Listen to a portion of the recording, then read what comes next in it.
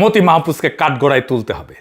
111 কইরা বাংলাদেশে ফ্যাসিবাদ কায়েম আর ফ্যাসিবাদের পক্ষে জঙ্গি বয়ান তৈরি করা হাজার হাজার মানুষকে গুম খুনের অপরাধে মতি মাহফুজের ফাঁসি চাই। এটা প্রতিশোধ না, এটা ওদেরই শেখানো সভ্যতা, পশ্চিমাদের শেখানো সভ্যতা। আর এইটাই ওরা সবচেয়ে বেশি ভয় পায়, কারণ এইখানে প্রেস ফ্রিডম বইলা চিৎকার কইরা পার পাওয়া যায় না। পার পায় নাই নুরেমবার্গে, মতি মাহফুজ পার পাইবে না। ওরা বাইসা থাকুক, দেখি ওদের গলায় ফাঁসির দড়ি না ঝোলানো পর্যন্ত আমাদের মুক্তি নাই। আর যতদিন বিচার না হইতেছে ততদিন ওদের টাকার লাইনটা কাটেন। যতদিন এটা হইতেছে না ততদিন এই দুই প্রতিষ্ঠান যাদের বিনিয়োগে চলে ওদের আর্থিক যোগানোর উৎস বন্ধ করে দিতে হবে। ফুন্দেরালার দিল্লি স্টারের মালিক হইতেছে ট্রান্সকম। ট্রান্সকমের সবচেয়ে বড় আয় আসে তাদের ওষুধ কোম্পানি এসকেএফ থেকে। ওখানে আয় করে এসকেএফে, আর ওইটা দুইটা পত্রিকা চালায়, ঢালে এইখানে বাঁচায় রাখে। এই কোম্পানির ওষুধ কিনবেন না, এইটা সাহেব লোগোটা বড় করে দেখায় দেন, স্ক্রিনে বড় করে ধরে রাখেন। আপনারা শুধু ওষুধের গায়ে লোগো থাকলে কিনবেন না। ডাক্তার প্রেসক্রিপশন লেখার সময় কইবেন এই এসকেএফ এর ওষুধ আমাদের দিবেন না, অন্য যে কোনো কোম্পানির ওষুধ দেন। ফার্মেসি দিকে বলবেন এই কোম্পানির কোনো ওষুধ আমাদের দিবেন না, খাবেন না, বাসায় থাকলে ফেলা দেন। আর ফুন্দেরালোর সাথে মিলে আর একটা কোম্পানি অ্যাওয়ার্ড দেয়, মেরিল। এই কোম্পানির কোনো পণ্য কিনবেন না। 10% বেচা বিক্রি কমলে এমনিতে ওদের শুকায় গুটা হয়ে যাবে। এই 2 বছরের খাতায় হাসিনা পলাইছে, বিচার শুরু হয়েছে, আয়নাঘর ভাঙছে, 32 নাম্বার ভাঙছে, একটা নির্বাচিত সংসদ বসছে। এগুলো ছোট জিনিস না, এগুলো এক জীবনের অর্জন। আর খাতার অন্য পিঠে সময় টিভি চলতেছে, 71 টিভি চলতেছে, ফুন্দেরালো দিল্লি স্টার এখনো ঠিক করে দেয় কোনটা খবর আর কোনটা কথিত। 111 কারিগরেরা টকশোর সোফায় ফিরে আসছে। ছাত্রদল 2026 ঠিক সেই কাজ করতেছে যা ছাত্রলীগ 16 বছর ধরে করছে। আর নৌকার লোকেরা ধানের শীষের ছায়ায় বাসা বাঁধতেছে। এর মানে একটাই, আমরা মানুষটাকে হটাইছি, যন্ত্রটাকে না। এইটা আমি বলছিলাম 4 আগস্ট 2024, যখনও হাসিনা পলায়নি।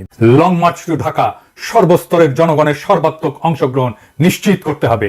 হালকা খাবার পানি, 2-1টা জামা কাপড়, ছোট ছাতা, অতি প্রয়োজনীয় জিনিস সহ ছোট পিঠের ব্যাগ, যে কোনো যানবাহনে প্রয়োজনে পায়ে হেঁটে, যে কোনো নেতৃত্ব বা নির্দেশনার অপেক্ষা না করে ঢাকার পথে রওনা হন। দলে দলে, কাতারে কাতারে, লাখে লাখে, কোটিতে কোটিতে। পরিবহন মালিকদের প্রতি আহ্বান, লং মার্চ টু ঢাকা অংশগ্রহণের জন্য ছাত্র জনতাকে স্বতঃস্ফূর্তভাবে আপনার বাস, ট্রাক, সিএনজি, অটো ব্যবহারের জন্য দিয়ে দিন। প্রয়োজনে শ্রমিক ভাইরা বাস, ট্রাক নিয়ে এগিয়ে আসুন। এবারের মুক্তিযুদ্ধের গর্বিত মুক্তিযোদ্ধা হওয়ার সুযোগ নিন। যদি কোথাও কোনো বাধা পান, বাধা অতিক্রম করার চেষ্টা করবেন, না পারলে ওখানেই বসে পড়বেন। ঢাকায় আমাদের বিপ্লবীরা ঢুকে গেলে ঢাকার প্রবেশ মুখ বন্ধ করে দেবেন। আশেপাশের গ্রাম থেকে হাজারে হাজারে মানুষ এসে বসে পড়বেন রাস্তার উপরে, যতদিন পর্যন্ত না হাসিনার পতন হয়। কারণ হাসিনা বাঁচার শেষ চেষ্টা করার জন্য ঢাকার বাইরে থেকে রিইনফোর্সমেন্ট যেন আনতে না পারে। ঢাকায় প্রথমেই দখল করে নেবেন ফ্যাসিবাদের দোসর 71 টিভি আর সময় টিভি। ওখান থেকে সম্প্রচার শুরু করবেন স্বাধীন বাংলাদেশের কর্মসূচি। এরপরে অভিযান চালাবেন গণভবন উদ্ধারের, জনগণের ভবন উদ্ধারের। আমরা আর এক সাগর রক্ত পেরিয়ে ফ্যাসিস্ট দানব হাসিনার হাত থেকে বাংলাদেশকে স্বাধীন করব ইনশাল্লাহ। স্বাধীন দেশে দেখা হবে। আপনাদের সাথে সৃষ্টিকর্তা আপনাদের বিজয়ী হওয়ার তৌফিক দিন, আপনাদের উপরে রহমত বর্ষণ করুন। ফি আমানিল্লাহ, ইনকিলাব জিন্দাবাদ। দেখলেন তো, গণশত্রু সময় টিভি আছে, 71 টিভিও আছে। গণভবন দখল করছিলাম, হাসিনাও পলাইছিল, কিন্তু ওরা আছে। এই এক জায়গায় গোটা 2 বছরের হিসাবটা ধরা পড়ে।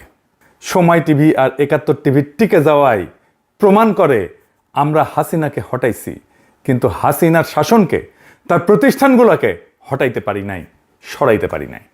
আজ হাসিনার পলায়নের 2য় বর্ষপূর্তি। আজ থেকে ঠিক 2 বছর আগে হাসিনা হেলিকপ্টার করে পলাইছিল।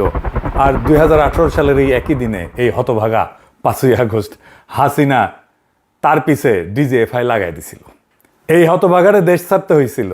খোদা তাআলার কি অসীম কুদরত, সে একই দিনে কাঁঠাল রানীকে পলাইতে হইল হেলিকপ্টার কইরা, গণরোষে। আমি দেশে ফিরতে পারবো ইনশাল্লাহ। কাঁঠাল রানীর কব্বর দেশের মাটিতে হবে না। আজকের দিনে আমাদের হিসাব করতে হবে কি কি অর্জন করলাম এই 2 বছরে, আর কি কি করতে পারি নাই, করা উচিত ছিল। আসেন সেই হিসাবের খাতা খুলে দেখি। আমাদের অর্জন যে একেবারে নাই তা না। দেখেন, 1 নাম্বার, হাসিনা নাই, সে পলাইছে। এটা গুরুত্বপূর্ণ। তার এত বড় দল, রাষ্ট্রযন্ত্র, তার দলের গুন্ডা যে লেসপেন্সার বাহিনী গড়ে তুলছিল, আমলাতন্ত্র, bureaucracy, police, BDR, army, RAB আর ইন্ডিয়া, কেউই তারে রক্ষা করতে পারে নাই। পদত্যাগ কইরা দেশের জেলে থাকার মতো অবস্থাও তার ছিল না, দেশ ছেড়ে পালাইতে হয়েছে। হাসিনার পতন হবে এটি তো অবিশ্বাস্য ছিল আমাদের কাছে। অনেকের কাছে ছিল, সত্য কথা। আলহামদুলিল্লাহ, রাক্ষসী গেছে। এটাই তো আমাদের জীবনের একটা বড় অর্জন, সবচেয়ে বড় অর্জন। আর কি লাগে অর্জন? 2 নাম্বার, হাসিনা তার দল, তার লেসপেন্সার এদের বিচার হইতেছে। 5ই মে শাপলা হত্যাকাণ্ডের বিচার হইতেছে। 3 নাম্বার, আয়নাঘর গুড়ায় দেওয়া হয়েছে, গুম ক্রসফায়ার বন্ধ হয়েছে, ডিজিটাল নিরাপত্তা আইনে হয়রানিমূলক মামলা বন্ধ হয়েছে, প্রত্যেক দিন 1000 খানিক মামলা হইতো। 4 নাম্বার, একটা নির্বাচিত সংসদ হয়েছে, তারা ফাংশন করতেছে, যেমনই করে ভালো মন্দ তারা ধীরে ধীরে সংসদীয় রাজনীতির ধারায় ফিরতেছি আমরা। 5 নাম্বার, বাংলাদেশ তার শত্রুরে চিনতে পারছে, ফন্দের আলো আর দিল্লি স্টার রে চিনতে পারছে। বাংলাদেশে ইন্ডিয়ান স্বার্থ, মিডিয়া, আর্ট, কালচার আর এলিট সুশীলপনার মধ্যে দিয়া কিভাবে ফাংশন করে সেটা বুঝতে পারছে। সায়ানাত, উদিচি, সিপিবি, বাম এই সমস্ত মিলে ছদ্মবেশে যে আওয়ামী লীগের দোকান চালায় সেটা চিনতে পারতেছে। সবচেয়ে বড় কথা, ধানমন্ডি 32 নাম্বার মাটির সাথে গুড়ায় দেওয়া হয়েছে। এডিটর সাহেব, ব্যান্ড পার্টি বাজার।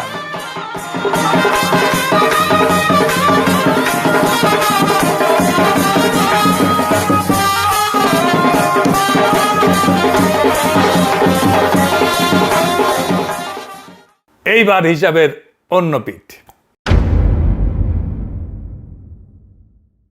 দেশের সব সংকট চইলা যায় নাই, কিছু সংকট বাড়ছে। আর ব্যর্থতাগুলা 3টা জায়গায়, আমাদের নিজেদের ভেতরে, জুলাইয়ের শক্তির ভেতরে, আমাদের কালচারে, আর ওদের প্রতিষ্ঠানে। জুলাইয়ের শক্তির ভেতরে ঐক্য নাই। আজ যখন এই ভিডিও রেকর্ড করতেছি তখন জাতীয়তাবাদী চাচ্চু দল নানা জায়গায় শিবিরের উপরে ঝাঁপে পড়িছে। হ্যাঁ, চাচ্চু দলের মিছিল দেখেন।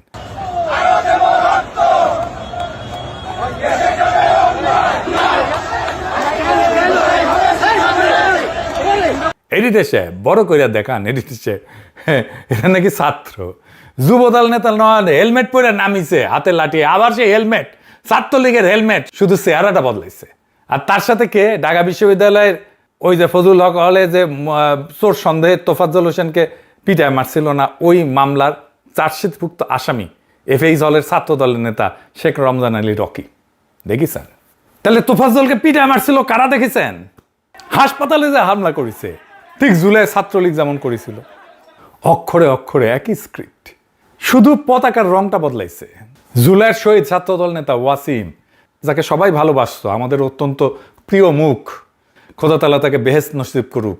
আজ সেই ওয়াসিম যেই মানুষটাকে ভালোবাসত, যার আদর্শে উদ্বুদ্ধ ছিল, আজ সেই মানুষটাকে বেরবিতে, রোকেয়া বিশ্ববিদ্যালয় রংপুরে অপমান করা হয়েছে।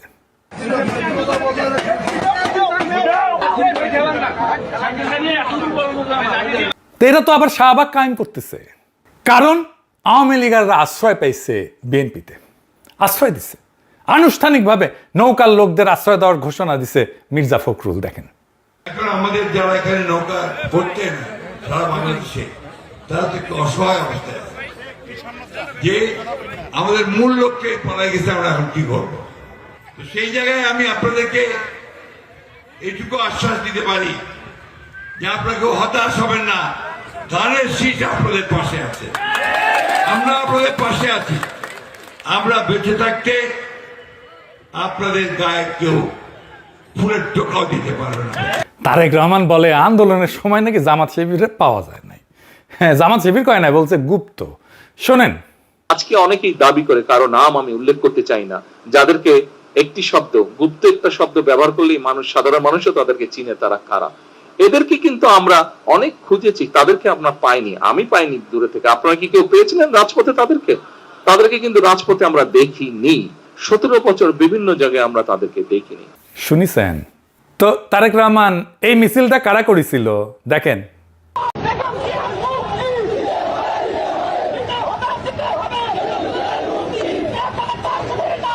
দেখিছেন বিএনপি কি নিজে খালেদা জিয়ার মুক্তি চেয়ে এই সাইজের একটা মিছিল করতে পারছে, যেটা শিবির করছে? আর আপনারা বলেন তাদের খুঁজে পান নাই।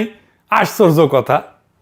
মজার কথা হইল, বিএনপির যে প্রিয় পত্রিকা ফন্দের আলো প্রসঙ্গে আসতেছি পরে, সে কইতেছে কর্মসূচি ঘোষণা করতো বিএনপি আর পালন করতো জামাত শিবির। দেখেছেন? আর তারেক রহমান বলে তাদের পায় নাই। তারেক রহমানের কে সমস্ত স্ক্রিপ্ট লেখা দেয়, আর নাকি তারেক রহমানের ডিমেনশিয়া হয়েছে কে জানে। শাপলা চত্বর কে করছে? মোদী বিরোধী আন্দোলন কে করছে? জামাত শিবির করছে। এখনো পর্যন্ত এই জুলাই নিয়ে যতটুকু পজিটিভ কাজ হয়েছে তার বেশিরভাগই এই শিবির করছে, ইউনিভার্সিটিগুলোতে করছে। যাই হোক, আর একটা অংশে আসি। কালচারালি আমরা জুলাই নিয়ে কতটুকু আগেছি? কালচারালি আমরা এক পাও আগাই নাই। জুলাই কেন হইল, জুলাইয়ের স্পিরিট কি, এই নিয়ে আমরা ইন্টেলেকচুয়ালি, কালচারালি, ফিলোসফিক্যালি এক পাও আগাইতে পারি নাই। আপনি একটু পিছনে ফিরে তাকান। 1971-এ স্বাধীনতার পরে 2টা ল্যান্ডমার্ক সিনেমা মুক্তি পায়। চাষী নজরুল ইসলামের ওরা 11 জন। এটার মুক্তির তারিখ 11ই আগস্ট 1972। 1971-এর 16 ডিসেম্বরে বাংলাদেশ স্বাধীন হয়েছে, 8 মাসের কম সময়। সুভাষ দত্তের অরুণোদয়ের অগ্নিসাক্ষী এটা মুক্তি পাইছে 72-এর নভেম্বরে। 1 বছর হওয়ার আগেই 2টা সিনেমাতে হিউজ লজিস্টিক্স থাকছে, কারণ যুদ্ধের দৃশ্য ছিল, গোলাগুলি ছিল, সেনাবাহিনীর সাহায্য নিতে হয়েছে, আগ্নেয়াস্ত্র নিতে হয়েছে, গুলিগোলা লাগছে চিত্রায়িত করতে। সদ্য যুদ্ধবিধ্বস্ত শূন্য কোষাগারের একটা দেশ এটা করছে। আর আমরা 2 বছর জুলাই নিয়ে একটা ল্যান্ডমার্ক সিনেমা দাঁড় করাইতে পারলাম না। যদিও 1.5 বছর ধরে ইউনূস সরকারের সাংস্কৃতিক উপদেষ্টা ছিল একজন ডাক সাহিত্যে চলচ্চিত্র নির্মাতা। এই হতেছে আমাদের কালচারাল অ্যাসেট বানানোর হিম্মত। আর এই জন্যই আওয়ামী লীগ জুলাইকে আক্রমণ করার, জুলাইয়ের শক্তিকে আক্রমণ করার সাহস পায়। যেই ঘটনার নিজস্ব স্মৃতি নাই, কালেকটিভ মেমোরি নাই, নিজস্ব ছবি নাই, নিজস্ব বয়ান নাই, তার বয়ান শত্রু লিখে দিবে। তাই হইতেছে, তাই হবে। আর যারা লিখতে পারতো, যারা এটা করতে পারতো, তাদেরকে কাছেই ঘিরতে দেয় নাই, আমারে তো দেশেই যাইতে দেয় নাই। এখন গর্ত থেকে বাইর হইতেছে 111-এর কারিগরেরা, আস্তে আস্তে গর্ত থেকে বাইর হইতেছে। এই যে হোসেন জিল্লুর মাদার আওয়ামী ফ্যাসিবাদকে ক্ষমতায় আনিছিল 111 কইরা। 111-এর সবচেয়ে ক্ষমতাবান উপদেষ্টা ছিল। এখন বাক্য জারিচ্ছে ইউনূস সরকার নাকি ক্ষমতার লোভ তৈরি করে দিয়ে গেছে ছাত্রদের। হ্যাঁ, এই মতি জিল্লুর গংরা ভাবে জান দিবে তরুণেরা, দরিদ্ররা, মাদ্রাসা ছাত্ররা মজা লুটবে ক্ষমতার তারা। এই একই অপরাধে প্রথম আলোর ভূমিকাও বিশাল। আমি আসিচ্ছি, ব্যাপক অপপ্রচার চালায় ইন্ডিয়া অনুসারী সংবাদ মাধ্যমগুলা 2007-এ 111 করছিল, পটভূমি তৈরি করে দিছিল 111-এ বয়ান তৈরি করে দিছিল। 111-এর সরকারও ছিল তারা। আজ তারা সবাই মিলে ষড়যন্ত্রের নতুন জাল বিস্তার করতেছে। এই ধরিবাজ হোসেন জিল্লুর 2025 সালে সিআইএর নামে প্রতারণাকারী রাষ্ট্রদ্রোহী মামলায় আটক মাসুদ করিম চক্রের সাথে মিলা অন্তর্বর্তীকালীন সরকারের সময় জেনারেল ওয়াকারের উস্কানিতে কুকইরা নতুন একটা তত্ত্বাবধায়ক সরকার বানানোর ষড়যন্ত্রে লিপ্ত ছিল। প্রফেসর ইউনূসের সরকারে ঢুকতে না পাইরা এই শেয়ালের খাইশ হয়েছিল ক্ষমতার মসনদে বসার। আরাম যাদারে যেখানে পাবেন হাড্ডি গুঁড়া করে দেবেন, একেবারে গুঁড়া গুঁড়া করে দেবেন। এই বুড়া যেন এই বুড়াকালে মাজার হাড্ডি ভাঙার জন্য হাগামতা যেন করতে না পারে। এই গণশত্রুর চিনা রাখেন এডিটর সাহেব, এটা সিল মেরে দেন। গণশত্রু আর জাউরা সিল মেরে দেন। এবার আসেন ফুন্দের আলোর শয়তানি দেখি। এই ফুন্দের আলো কয়দিন আগে আয়নাঘরের কথিত বন্দিশালা কইছে। কি সাহস দেখেন! এরা জুলাই আন্দোলনটা জঙ্গির আক্রমণ মানায় দেবে ভুল কইরা। তারপর জনতার তীব্র প্রতিক্রিয়া টের পেয়ে বিন্দু মাত্র ব্যাখ্যা ছাড়া নীরব মুছে ফেলে। ঠিক যেমন ভুলবশত মেজর জাহিদের মতো বহু নিরীহ মানুষকে জঙ্গি তকমা দিয়ে দুনিয়া থেকে মুছে ফেলার খেলায় শরিক হয়েছিল। কি হয়েছিল মেজর জাহিদের জানেন? তারিখ ধরে ধরে বলি, মন দিয়া শোনেন। সেপ্টেম্বর 2016 মেজর জাহিদকে জঙ্গি সাজায় হাত করা পড়া অবস্থায় 16টা গুলি করা হয়। আর 2017 জানুয়ারিতে হাসিনা তার স্ত্রীকে জেলে পাঠায়। তখন ওনার 2 মেয়ে, বড় মেয়ের বয়স 7 আর ছোটটার বয়স 1 বছর মাত্র। আহারে, ছোট মেয়েটা মায়ের সাথে জেলে বড় হইতে থাকে। দুধের বাচ্চারে জেলে পাঠাইছে বাবারে মাইরে ফেলা। বড় মেয়ে মামার বাসায় বড় হইতে থাকে। জেলে মাকে দেখতে গেলে কান্ত মা বাচ্চাটা শুধু। 3 বছর পরে মিসেস জাহিদ জামিন পায়। জামিনের 6 মাসের মধ্যে ডিবি অফিসে তারে আবার ডাকা হয়। সেখানে আমেনা মহসিন এবং আরেকজন প্রভাষক ছিল ইন্টারন্যাশনাল রিলেশনের, নামটা জোগাড় করতেছি, তারে নানা রকম প্রশ্ন করে মিসেস জাহিদকে, আপনার কখন থেকে এই পরিবর্তন, কখন থেকে হিজাব পড়েন, আপনার হাজবেন্ড কি আগে থেকে এমন ছিল? স্বামীকে হাত করা পড়ায় মিথ্যা অপবাদে 16টা গুলি করছে। আর তার বিধবাকে এখন জেরা করতেছে সে হিজাব পড়ে কেন। এর কিছুদিন পর হঠাৎ করে আদালতে হিয়ারিং হয়, জামিন বাতিল হয়ে যায়। জামিন বাতিলের খবর শুনে ওনার মা অসুস্থ হয়ে পড়ে, মিসেস জাহিদের মা। বছর খানিকের মধ্যে মিসেস জাহিদকে আবার জেলে পাঠানো হয়। 2022-এ উনি যখন জেলে, তখন ওনার মা মারা যায়। জেলে থাকার কারণে শেষবারের মতো দেখতে যেতে পারেননি। আর মেজর জাহিদের বাবা মাও ছেলের শোকে মারা গেছেন, ছেলে খুন হওয়ার কিছুদিনের মধ্যেই। হাসিনা আমলে কত কষ্ট, এত যন্ত্রণার মধ্যে দিয়ে একটা পরিবার জীবনযাপন করছে। সবকিছু শেষ হয়ে গেছে এই পরিবারের। এডিটর সাহেব, এই ছবিটা একটু বড় করে দেখান, বড় মেকআপ করলে নিয়া মেজর জাহিদের ছবি। আমরা মনে করি আমরা অনেক ত্যাগ করেছি। এই পরিবারের কষ্ট যন্ত্রণা ত্যাগের কাছে আমাদের লড়াই কিছু না। মিথ্যা অপবাদে হত্যা করা হয়েছিল, এখন মেজর জাহিদকে মরণোত্তর ব্রিগেডিয়ার জেনারেল করা হয়েছে। আলহামদুলিল্লাহ, মেজর জাহিদ মরে গিয়ে বাইসে গেছেন। কি পরিমাণে পারিবারিক, সামাজিক, মানসিকভাবে লাঞ্ছিত হয়েছে এই পরিবারটা। এমন একটা সুখের সংসার সারখার করে দিছে হাসিনা। আর হাসিনার এই জুলুমের বয়ান উৎপাদন করে দিয়েছে ফোনদের আলো, দিল্লি স্টার। দিল্লি স্টার কি শিরোনাম করছিল দেখেন, জাহিদকে নিয়া। এই দুই অভিশপ্ত মিডিয়া মেজর জাহিদের খুনের বৈধতা উৎপাদন করছে। ফোনদের আলো আর দিল্লি স্টার, এদের ক্ষমা নাই। ব্রিগেডিয়ার জাহিদকে সৃষ্টিকর্তা শহীদ হিসাবে কবুল করুন। কিন্তু এদের কিছু হয় নাই, ফোনদের আলো, দিল্লি স্টারে কিছু হয় নাই। কোনো স্বীকারোক্তি নাই, কোনো গ্লানি নাই, কোনো অনুশোচনা নাই। এই মিডিয়া সন্ত্রাসের বরপুত্রদের কোথাও জবাবদিহি করতে হয় না। তাদের স্বাধীনতা অলঙ্ঘনীয়, পুত পবিত্র। আর এখন তারা ভিকটিম সাজছে। পুড়ে যাওয়া ফোনের আলো, দিল্লি স্টার দেখায় দৈনিক নাগাসাকি, হিরোশিমা নাকি হয়েছে ওইটা দেখায় সবাইকে, আমরা ভিকটিম, আমাদের মারিছে।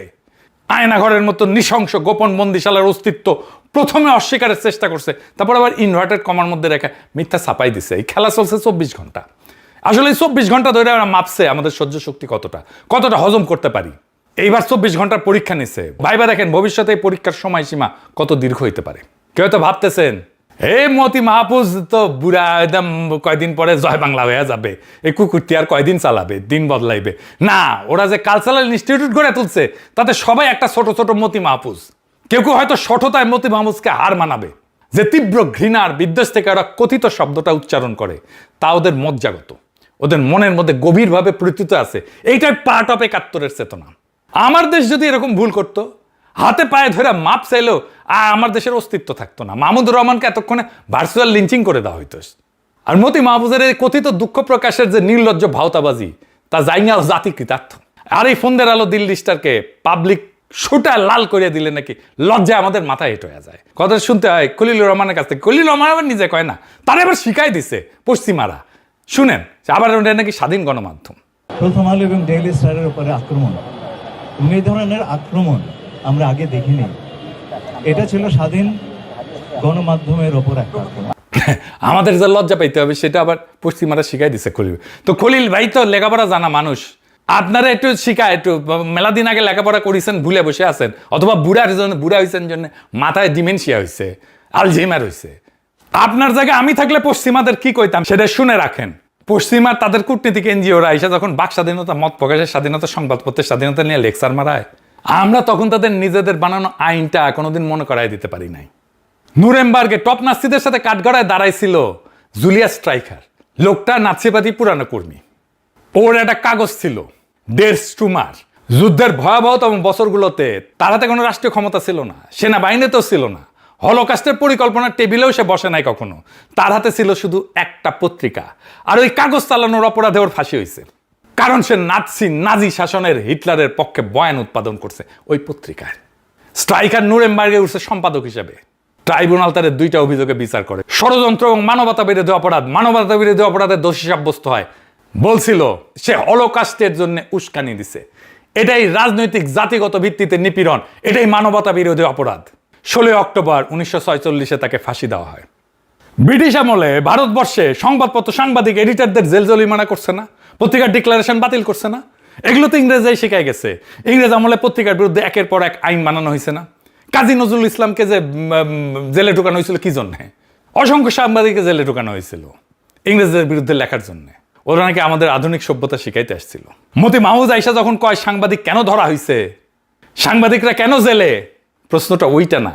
প্রশ্ন হইল গুম খুন যখন চলতেছিল তখন কে সে যাই না শুনে সেই খুনের জন্য বয়ান বানাইছে? কার কলমের ডগায় জঙ্গি তকমা লাগায় মানুষটা লাশ হইছে? 1/11 জঙ্গি নাটক, 16 বছরের বয়ান নির্মাণ, এইগুলার নথি আছে, তারিখ আছে। মতি মাহফুজকে কাঠগড়ায় তুলতে হবে। 1/11 কইরা বাংলাদেশে ফ্যাসিবাদ কায়েম আর ফ্যাসিবাদের পক্ষে জঙ্গি বয়ান তৈরি করা হাজার হাজার মানুষকে গুম খুনের অপরাধে মতি মাহফুজের ফাঁসি চাই। এটা প্রতিশোধ না, এটা ওদেরই শেখানো সভ্যতা, পশ্চিমাদের শেখানো সভ্যতা। আর এইটাই ওরা সবচেয়ে বেশি ভয় পায়, কারণ এইখানে প্রেস ফ্রিডম বইলা চিৎকার কইরা পার পাওয়া যায় না। পার পায় নাই নুরেমবার্গে, মতি মাহফুজ পার পাইবে না। ওরা বাইসা থাকুক, দেখি ওদের গলায় ফাঁসির দড়ি না ঝোলানো পর্যন্ত আমাদের মুক্তি নাই। আর যতদিন বিচার না হইতেছে ততদিন ওদের টাকার লাইনটা কাটেন। যতদিন এটা হইতেছে না ততদিন এই 2 প্রতিষ্ঠান যাদের বিনিয়োগে চলে ওদের আর্থিক যোগানোর উৎস বন্ধ করে দিতে হবে। ফোনদের আলো আর দিল্লি স্টারের মালিক হইতেছে ট্রান্সকম। ট্রান্সকমের সবচেয়ে বড় আয় আসে তাদের ওষুধ কোম্পানি এসকেএফ থেকে। ওখানে আয় করে এসকেএফে, আর ওইটা 2টা পত্রিকা চালায় ঢালে, এইখানে বাঁচায় রাখে। এই কোম্পানির ওষুধ কিনবেন না। এইটা সাহেব লোগোটা বড় করে দেখায় দেন, স্ক্রিনে বড় করে ধরে রাখেন। আপনারা শুধু ওষুধের গায়ে লোগো থাকলে কিনবেন না। ডাক্তার প্রেসক্রিপশন লেখার সময় কইবেন এই এসকেপের ওষুধ আমার দিবেন না, অন্য যে কোনো কোম্পানির ওষুধ দেন। ফার্মেসিতে গিয়ে বলবেন এই কোম্পানির কোনো ওষুধ আমার দিবেন না, খাবেন না, বাসায় থাকলে ফেলে দেন। আর ফুন্দের আলোর সাথে মিলে আর একটা কোম্পানি অ্যাওয়ার্ড দেয়, মেরিল। এই কোম্পানির কোনো পণ্য কিনবেন না। 10% বেচা বিক্রি কমলে এমনিতে ওদের শুকায় গুটা হয়ে যাবে। এই 2 বছরের খাতায় হাসিনা পলাইছে, বিচার শুরু হয়েছে, আয়নাঘর ভাঙছে, 32 নাম্বার ভাঙছে, একটা নির্বাচিত সংসদ বসছে। এগুলো ছোট জিনিস না, এগুলো এক জীবনের অর্জন। আর খাতার অন্য পিঠে সময় টিভি চলতেছে, 71 টিভি চলতেছে, ফোনের আলো, দিল্লি স্টার এখনো ঠিক করে দেয় কোনটা খবর আর কোনটা কথিত। 111-এর কারিগরেরা টকশোর সোফায় ফিরে আসছে। ছাত্রদল 2026-এ ঠিক সেই কাজ করতেছে যা ছাত্রলীগ 16 বছর ধরে করছে। আর নৌকার লোকেরা ধানের শীষের ছায়ায় বাসা বাঁধতেছে। এর মানে একটাই, আমরা মানুষটাকে হটাইছি, যন্ত্রটাকে না, সিস্টেমটাকে না, ব্যবস্থাটাকে না। বাংলাদেশের ফ্যাসিবাদ কোনোদিনই এক মহিলা ছিল না, শুধু হাসিনা ছিল না, ওইটা একটা জোট ছিল। যে মিডিয়া বয়ান বানায়, যে বুদ্ধিজীবী তার বৈধতা দেয়, যে ব্যবসা তাকে টাকা যোগায়, আর যে সংস্থাটা কাজটা সেরে ফেলে। হাসিনা পলাইছে, জোটটা রয়ে গেছে। আর নতুন মালিকের কাছে নিজের ভাড়া দিতে শুরু করছে এই জোটটা। আর সবচেয়ে গভীর ব্যর্থতা আমাদের নিজেদেরই। 8 মাসের মধ্যে ওরা 11 জন বানাইছিল, আমরা 24 মাসে কিছুই বানাইতে পারি নাই। যে অভ্যুত্থান নিজের স্মৃতি নিজে গড়ে না, তার স্মৃতি লিখে দেবে তার শত্রুরাই। এই জন্যেই আজ কথিত বন্দিশালা লেখার সাহস হয়, কারণ ওরাই লিখবে আমাদের ইতিহাস। তাহলে 3য় বছরের কাজটা কি? 3টা। ফুন্দের আলো, দিল্লি স্টার যা যা অপরাধ করছে, যা যা বয়ান তৈরি করছে, মেজর জাহিদকে দিয়ে শুরু করেন। আবেগ দিয়ে বিচার হয় না, নথি দিয়ে বিচার হয়, এইটা দিয়ে তাকে বিচারের কাঠ গড়ায় আমরা দাঁড়াই, বিচারের কাঠ গড়াটা যেন খালি না থাকে। 2 নাম্বার কালচারাল অ্যাসেট বানানো, সিনেমা, বই, আর্কাইভ, সিলেবাস। যে জাতি নিজের অভ্যুত্থানের ছবি বানাইতে পারে না, সে জাতি অভ্যুত্থান ধরে রাখতে পারবে না। 3 নাম্বার টাকার লাইন কাটেন। যতদিন বিচার হইতেছে না ততদিন আপনার মানি ব্যাগে আপনার হাতিয়ার। কে বিজ্ঞাপন দেয়, কে অ্যাড স্পন্সর করে, কার ব্র্যান্ড এই কাগজের পাতায় ঝোলে, এই নামগুলো জানেন, আর সেই অনুযায়ী কিনেন। আমি দেশে ফিরবো, কাঁঠাল রানীর কবর এই মাটিতে হবে না ইনশাল্লাহ। কিন্তু সেটা যথেষ্ট না। মেজর জাহিদের যে মেয়েটা মায়ের কোলে জেলখানায় বড় হয়েছে, সে যেদিন জানবে তার বাবাকে কে খুন করছে আর কে ওই খুনের বৈধতা লিখে দিছে, আর এই 2 জনই যেদিন একই কাঠগড়ায় দাঁড়াইবে, সেই দিন জুলাই পূর্ণতা পাবে। তার আগে না। ইনকিলাব জিন্দাবাদ, আজাদি জিন্দাবাদ।